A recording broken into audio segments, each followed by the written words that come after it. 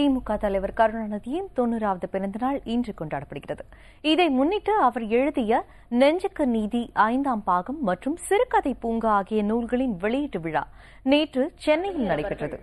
இதில் கலந்து கொண்ட உச்சநீதிமன்றத்தின் ஓய்வு பெற்ற நீதிபதி மோகன், கவிஞர் வைரமுத்து, மனுஷபுத்திரன் ஆகியோர் நெஞ்சுக்கு நீதி புத்தகத்தில் உள்ள சிறப்புகள் குறித்து பேசினர். பின்னர் ஏற்புரையாற்றிய திமுக தலைவர் கருணாநிதி, நெஞ்சுக்கு நீதி 5ஆம் பாகத்தைப் போல 6ஆம் பாகமும் வெளிவரும் என்று நம்பிக்கை தெரிவித்துள்ளார். மேலும் திமுகவினர் ஒற்றுமையுடன் இருக்க வேண்டும் என்று அவர் அறிவுறுத்தினார். இதனிடையே சென்னை சிஐடி காலனியில் உள்ள தமது இல்லத்தில் பிறந்த நாளை முன்னிட்டு இன்று அதிகாலை மரக்கன்று ஒன்றையும் கருணாநிதி நட்டார்.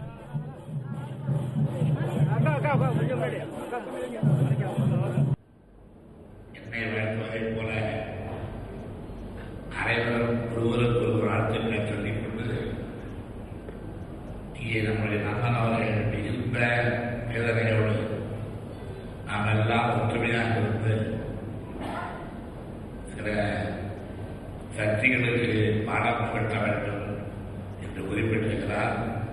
அதை மனதிலே புரிய வைத்துக் கொண்டு செயல்பட வேண்டும். நான் சொல்ல வேண்டியதை நண்பன் சொல்லியிருக்கிறார். ஒருவேளை நான் சொல்லித்தான் சொன்னாலும்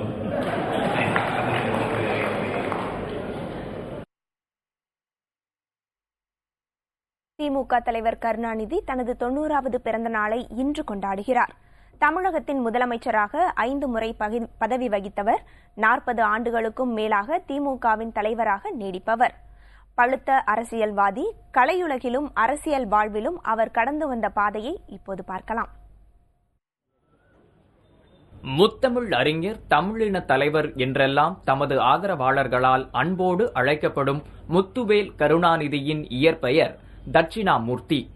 இவர் நாகப்பட்டினம் மாவட்டம் திருவாரூருக்கு அருகில் உள்ள திருக்குவளையில் முத்துவேலர் அஞ்சுகம் அம்மையாருக்கு ஜூன் 3ஆம் தேதி 1924ஆம் ஆண்டு மகனாக பிறந்தார்.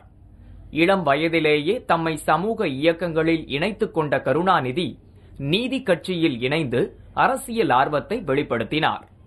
இந்தி எதிர்ப்பு போராட்டத்திலும் தீவிரம் காட்டினார். தமிழ்நாட்டில் திராவிட இயக்க மாணவர் அணியை முதலாக தொடங்கியவரும் இவர்தான்.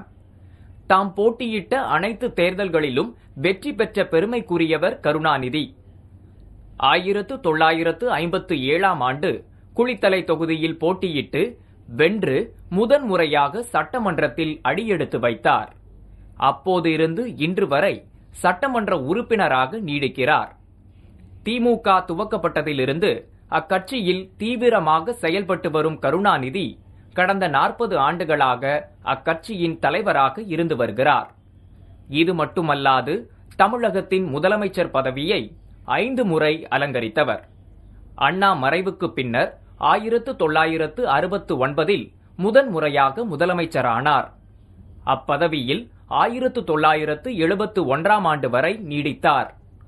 தொடர்ந்து 1971 முதல் 1976 வரை 2வது முறையும், 89 முதல் 91 வரை 3வது முறையும், 1996 முதல் 2001 வரை 4வது முறையும், 2006 முதல் 2011 வரை 5வது முறையும் முதலமைச்சராக இருந்தார். கருணாநிதி கட்சியின் தலைமை பதவியில் இருந்தபோது திமுக 2 முறை பெரும் பிளவுகளை சந்தித்தது. 1972இல் எம்ஜிஆர் தலைமையில் கட்சி பிளவுபட்டு அதிமுக உருவானது. 1993இல் வைகோ தலைமையில் கட்சி பெரும் பிளவை சந்தித்தது. இந்த 2 பிரிவுகளை மீறியும் கட்சியை பலவீனமடையாமல் காப்பாற்றி மீண்டும் மீண்டும் ஆட்சி பொறுப்புக்கு கொண்டு வந்த பெருமை கருணாநிதியையே சாரும். ஆரம்பத்தில் காங்கிரஸையும் பாரதிய ஜனதாவையும் கடுமையாக எதிர்த்த கருணாநிதி பின்னாளில் அக்கட்சிகளுடன் கூட்டணி வைத்துக் கொண்டது விமர்சனத்திற்கு உள்ளானது. இலங்கையின் இறுதிக்கட்ட போரின் போது தமிழக முதலமைச்சராக இருந்த கருணாநிதி போரை நிறுத்த மத்திய அரசுக்கு போதுமான அழுத்தத்தை தரவில்லை என்ற கடுமையான விமர்சனத்தை இப்போது வரை சுமந்து வருகிறார். 2G புகாரில் திமுகவை சேர்ந்தவர்களும் திமுக தலைவரின் குடும்பத்தைச் சேர்ந்தவர்களின் பெயர்களும் அடிபட்டது அவரது அரசியல் வாழ்வில் களங்கமாக நீடிக்கிறது. அரசியல் வாழ்க்கைக்கு அப்பாற்பட்டு கருணாநிதிக்கு இன்னொரு முகமும் உண்டு. கலை, இலக்கிய துறைகளில் இடையறாத எழுத்துப் பணி அவரை ஒரு படைப்பாளியாக உலகம் அடையாளம் கண்டு கொள்ள உதவியது. முரசொலியில் அவர் எழுதி வரும் உடன்பிறப்புக்கு கடிதம் உலக அளவில் நீண்ட காலமாக வெளிவரும் தொடர்களில் ஒன்றாக கருதப்படுகிறது. தூக்குமேடை நாடகத்தின் போது எம்.ஆர். ராதா கருணாநிதிக்கு அளித்த கலைஞர் என்ற பட்டம் இந்நாள் வரைக்கும் அவரது ஆதரவாளர்களால் அன்போடு அழைக்கப்படுகிறது. புதிய தலைமுறைக்காக தியாகச்செம்மல் மற்றும் முரளிதரனுடன் பாலகிருஷ்ணன்.